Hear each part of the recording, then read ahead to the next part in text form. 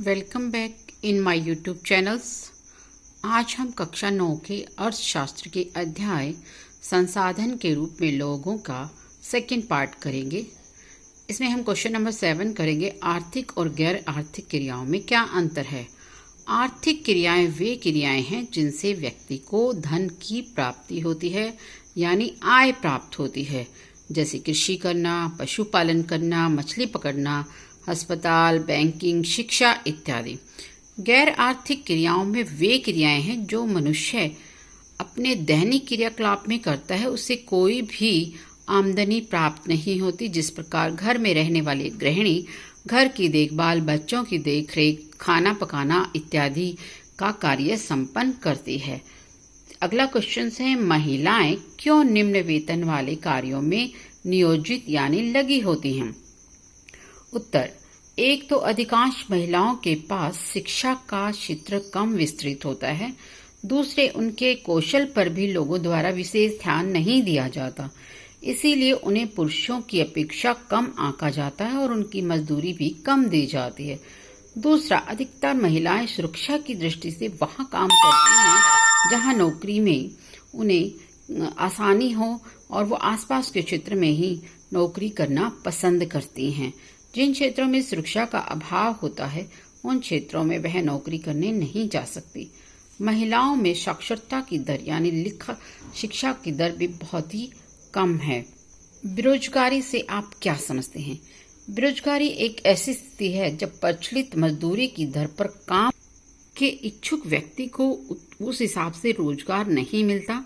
बेरोजगारी में श्रम बल की केवल उस जनसंख्या को शामिल किया जाता है जो 15 से 59 वर्ष के बीच में है। जैसे शिक्षित व्यक्ति को शिक्षा का काम नहीं मिलता तो वह अपने आप को बेरोजगार मानता है। अगला क्वेश्चन है, प्रच्छन्न और मौसमी बेरोजगारी में क्या अंतर है। प्रच्छन्न बेरोजगारी से दूसरा अर्थ है अदृश्य, जो हमें दिखाई नहीं देती। यह बेरोजगारी का वह प्रकार है जिसमें श्रमिक कार्य करते हुए प्रतीत होते हैं परंतु उनसे उनकी आमदनी या आय में कोई भी वृद्धि नहीं होती। यह प्राय कृषि क्षेत्र में पाई जाती है। कभी कभी खेतों का आकार छोटा होने के कारण फिर भी पूरा परिवार उसी कार्य में लगा होता है। मौसमी बेरोजगारी से तात्पर्य हमारा उस बेरोजगारी से है जिसमें लोगों को एक निश्चित ऋतु या मौसम में काम मिलता है और विशेष ऋतु में काम नहीं मिलता। जैसे कृषक मजदूर जब कटाई या बुआई का समय आता है तो उनके पास काम होता है, अन्यथा उनके पास काम का अभाव देखने को मिलता है। इसी प्रकार कुछ उद्योग भी ऐसे हैं जो ऋतु विशेष में होते हैं, इसके बाद उनमें काम ठप हो जाता है। जैसे गन्ना या चीनी उद्योग की हम बात करें तो जब गन्ने की पिराई का समय होता है तो उद्योगों में काम होता है, अन्यथा वे मजदूर खाली होते हैं। शिक्षित बेरोजगारी भारत के लिए एक विशेष समस्या क्यों बनती जा रही है। शिक्षित बेरोजगारी भारत के लिए एक विशेष समस्या बनती जा रही है क्योंकि शिक्षित बेरोजगारी एक तो मुख्य शहरों में ही पाई जाती है।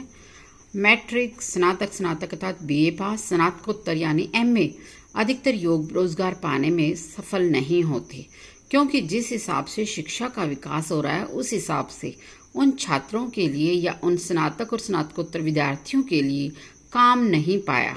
मैट्रिक की तुलना में स्नातक और स्नातक युवकों की बेरोजगारी दर तेजी से बढ़ती जा रही है। बेरोजगारी में जनशक्ति संसाधन की बर्बादी होती है, यानी उन लोगों के पास काम न होने के बाद जो उन्होंने पैसा अपनी शिक्षा पे लगाया है या वो जो लोग काम कर सकते हैं परंतु काम के अभाव में वह व्यर्थ जाता है। लास्ट क्वेश्चन है, आपके विचार में भारत किस क्षेत्र में रोजगार के सर्वाधिक अवसर सर्जित कर सकता है। भारत प्राथमिक क्षेत्र के व्यवसाय जिसमें कृषि, पशुपालन, वानिकी, मत्स्य पालन, मुर्गी पालन और खनन शामिल हैं में रोजगार के सर्वाधिक अवसर सर्जित कर सकता है। क्वेश्चन नंबर 13 है, क्या आप शिक्षा प्रणाली में शिक्षित बेरोजगारों की समस्या दूर करने के लिए कुछ उपाय सुझा सकते हैं। हाँ, शिक्षा प्रणाली में शिक्षित बेरोजगारों की समस्या दूर करने के लिए हम ये उपाय सुझा सकते हैं। शिक्षा को रोजगार उन्मुख बनाया जाए, यानी शिक्षा के अंदर वो चीजें सिखाई जाएं जिसमें शिक्षा पूर्ण होने के बाद किसी भी छात्र को कार्य करने में अपना आय प्राप्त करने के साधन मिले। दूसरा, व्यवसायिक प्रशिक्षण पर अधिक बल दिया जाए, यानी किसी भी व्यक्ति को वह काम सिखाया जाए कि वह अपने कार्य के बलबूते पर कुछ ना कुछ आमदनी प्राप्त कर शिक्षा प्रणाली में प्राथमिक क्षेत्र को विकास करने के उपायों के अध्ययन पर भी बल देना चाहिए, क्योंकि हमारे आधार बिंदु है प्राथमिक क्षेत्र। शिक्षा में किताबी ज्ञान की अपेक्षा व्यवहारिक कुशलताओं का विकास किया जाए, यानी हम श्रम बल का पूरा सब फायदा उठा सके। क्वेश्चन नंबर 14 है, क्या आप कुछ ऐसे गांव की कल्पना कर सकते हैं जहां पहले रोजगार के कोई अवसर नहीं थे लेकिन बाद में बहुतायत हो गए? हाँ, ऐसे बहुत से गांव हैं जहां पर हम रोजगार के अवसरों की कमी थी, लेकिन अब रोजगार के अवसर बहुत ज़्यादा मात्रा में पनपते जा रहे हैं। विशेष तौर पे गांव के कुशल और अकुशल श्रमिक, जिनमें पुरुष और महिलाएं शामिल हैं, इन उद्योगों में काम प्राप्त करते हैं। सरकार की उदारीकरण और निजीकरण की नीति के कारण बहुत से लोगों ने गाँव में अपने बड़े बड़े या छोटे उद्योगों की स्थापना की और वहाँ के लोगों को वहाँ मजदूरों के रूप में कार्य मिला। किस पूंजी को आप सबसे अच्छा मानते हैं? भूमि, श्रम, भौतिक पूंजी या मानव पूंजी? हम मानव पूंजी को सर्वश्रेष्ठ मानते हैं, क्योंकि भूमि, श्रम और भौतिक पूंजी को मानव ही अन्य पूंजी में क्योंकि मानव पूंजी भूमि, श्रम और भौतिक पूंजी को उपयोगी बनाती है। बिना मानव पूंजी के ये तीनों पूंजी व्यर्थ हो जाती हैं।